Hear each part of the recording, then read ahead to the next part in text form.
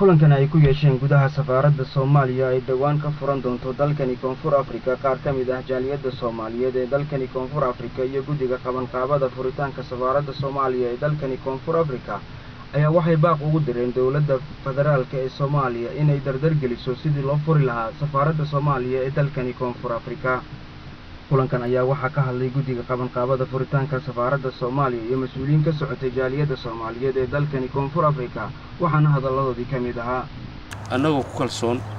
in aysan waxba naga hakar doonin dawladda Soomaaliya oo madaxweynuhu u horeeyo ra'iisul wasaaraha iyo wasaaradda arrimaha dibadda wasiirka arrimaha dibadda anoo huba inaysan waxba ka hakranin jaaliyadda Soomaaliyeed ee South Africa joogto oo diyaarka u ah inay wax qabsadaan in wax lala qabto oo dareenka noocaasa aan qabno in aysan waxba nala ka hakranayn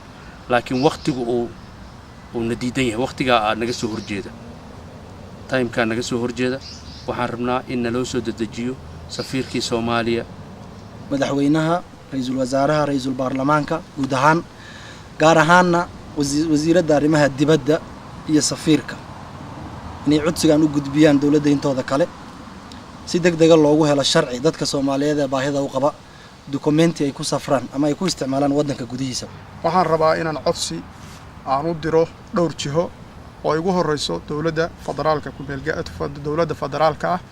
oo runtii kaalinteedii uu meesha ka maqan yahay. waxaan ognahay dad badan oo Soomaaliyeed maanta halka inay ku dhibaataysan yihiin lagu dilo hantidoodina maanta waxa weeye lagu dhaco maalin walba marka xaq bay waxay ugu leeyihiin dawladdii Soomaaliyeed inay calankii iyo safaaraddii intaba ay taageeraan. si kastaba ahaatee kulankan ayaa waxa uu ku soo beegmayaa xilli qaar ka mid ah jaaliyadda Soomaalida ee dalkani Koonfur Afrika ku dhaqan